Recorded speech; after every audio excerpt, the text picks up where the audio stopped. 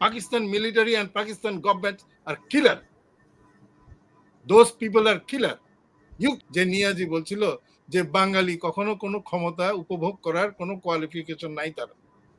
বাঙালি নিম্ন জাতের একটা জাতি, যা নাক ডিপ দিলে দুধ বের হয়। তুত্তুর করে বাবার সাথে দেখা করতে পাকিস্তান এম্বাসির ভিতরে চলে গেল। এখন দেখেন, আপনি যে বললেন যে এরা দেখা করতে এসেছে আমাদের দেশের তিনটা পক্ষের সাথে, তাদের দেখা করেছে। দেখার একটা ধরন দেখেন, দেখার ধরন এরকম, আমি কালকেও বলেছি, আজকেও যদি চান আমি দর্শকদের জন্য আবারও অ্যাড করতে পারি, যে পাকিস্তান মিলিটারিদের এবং বর্তমান পাকিস্তান জেনারেশনের বাঙালিদের প্রতি কি ধারণা, কি ধরনের পোষণ করে। আমি এক কথাই বলি, তারা দেশে হোক বিদেশে হোক, যেখানে বাঙালিকে দেখে তারা নিয়াজির কথা মনে রাখে। যে নিয়াজি বলছিল যে বাঙালি কখনো কোনো ক্ষমতা উপভোগ করার কোনো কোয়ালিফিকেশন নাই তার।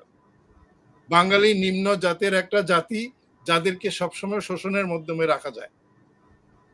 হ্যাঁ, আচ্ছা, বাঙালি ওই জাতি যে ৭১ ফেব্রুয়ারিতে বলা হয়েছিল, ইয়াহিয়া খান বলেছিল ভুট্টো লারকানার বাসা থেকে বের হয়ে, যে কিল 3 millions of Bengalis and the rest will eat out our hands. In the question of scum and Burmese, ওদেরকে এক্সটারমিনেট করো, আর মুসলিম বাঙালি যারা আছে যদি কোনো রকম কোনো সন্দেহ পাও তাদেরকেও শেষ করে দাও।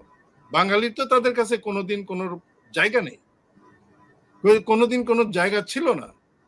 আজকে কত বড় আস্পর্ধা, কত বড় আস্পর্ধা পাকিস্তানের প্রাইম মিনিস্টার এসে বলতে, দিল পরিষ্কার করো, you guys clean your heart, you are killers. Pakistan military and Pakistan government are killer. Those people are killer. You clean your heart. আপনি এই ক্লিপিংটা কাইন্ডলি আপনি একটু প্রপাগেট করবেন। আমি নিচ্ছি, নট ইয়োর্স। এই আর কিলার, আপনি দেখেন কি ধরনের তারা দেখা করে। এক হচ্ছে নাকাম, যে আমার অগ্রজ ভাই বলেছিলেন যে একটা নাকাম নাক ডিপ দিলে দুধ বের হয়। তুত্তুর করে বাবার সাথে দেখা করতে পাকিস্তান এম্বাসির ভিতরে চলে গেল। এটাই তো দেখা যাচ্ছে, তাই না?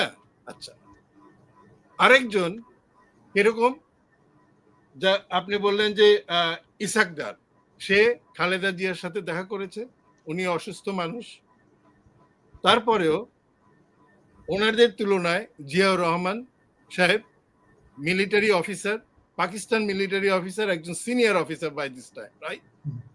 সেই সূত্রে তার বাড়িতে গিয়ে তার সাথে দেখা করছে। আচ্ছা, আর শফিক জামাতে ইসলামের তদানীন্তনে এখনো শফিক সাহেব হচ্ছে জামাতের আমির। এই জামাতের হেড অফিস লাহোরে। এই জামাতকে তারা শ্রদ্ধা করে। কেন শ্রদ্ধা করে? বাংলাদেশে এখনো জামাতে ইসলামী ৭১-এর পরে এসেও তারা ইস্ট পাকিস্তান পুনরুদ্ধার কমিটি তৈরি করেছিল গোলাম আজম সাহেব। সেই সিলসিলায় আজকে ৫৪ বছর পরেও কিন্তু তারা কার্যক্রম করে যাচ্ছে, এবং ৫৪ বছর পরে বাংলার মাটিতে সে পাড়া দিতে পেরেছে। ধন্য হয়ে শফিক সাহেবের বাসায় গিয়ে দেখা করছে। বাঙালির বর্তমান সরকারের যে অ্যাডভাইজাররা রয়েছেন, উপদেষ্টাগণ রয়েছেন, লজ্জিত হওয়া উচিত।